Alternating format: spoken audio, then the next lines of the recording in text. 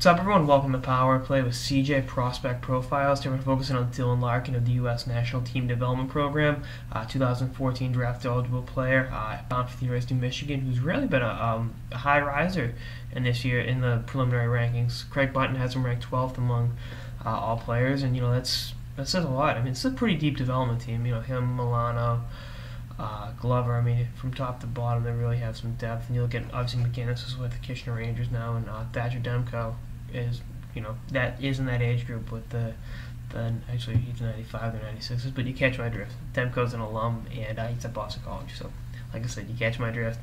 I really like his game. He's got power forward, upside, and he reminds me actually a little bit of Max Pacioretty. The Montreal Canadiens fell. He's a Michigan alum himself, Pacioretty, Max Patch.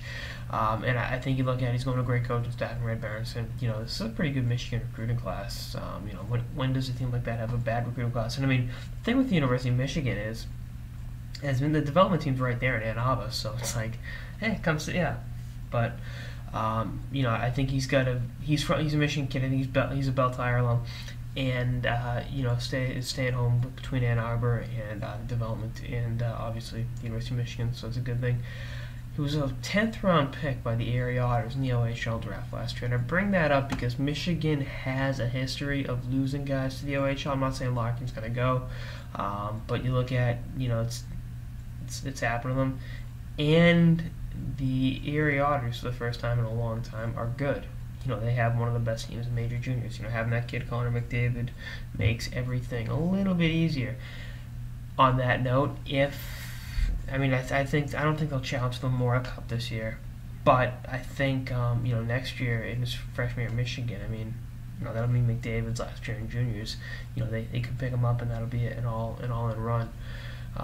So that's something to keep an eye on. But bottom line, I like Larkin's game. Good upside. This isn't the deepest draft, but I think he's going to be a quality NHL player. I think he'll need time to develop, whether that's at Michigan or in the area. I'd say it's 90% he's going to Michigan. But like I said, you always leave that benefit of the doubt because you never know what's going to happen. And he's a good size kid. I think he can afford to fill out his frame a little bit better, but I said that about pretty much every prospect because it's what happens as you get older. A 17-year-old kid isn't where he's going to be at age 20 in terms of body mass, which is just the way the human body works. Anatomy 101. I don't teach that at Michigan, but I'm sure they do. It's one of the best universities in the world. But like I said, like his game, good upside, not too low of a downside, and he's just I think has that X. I'm going to do the X and the Y chart on power forwards. He's got the finesse game to go with the power. It's something to keep an eye on as he fills out his frame some more. Can he become a little more bruising in terms of the forecheck and the physical side of the game? That's something that I think that'll come with time. And but the bottom line is he's one of my favorite prospects for this draft, and I'm going to be following him real closely. Someone I'd love to interview. I'll be there in Philly, so if I get to interview him, it'd be great. Anyway, that's on this episode of the Power Play with CJ, Prospect Profiles on Dylan Larkin of the U.S. National Team Development Program.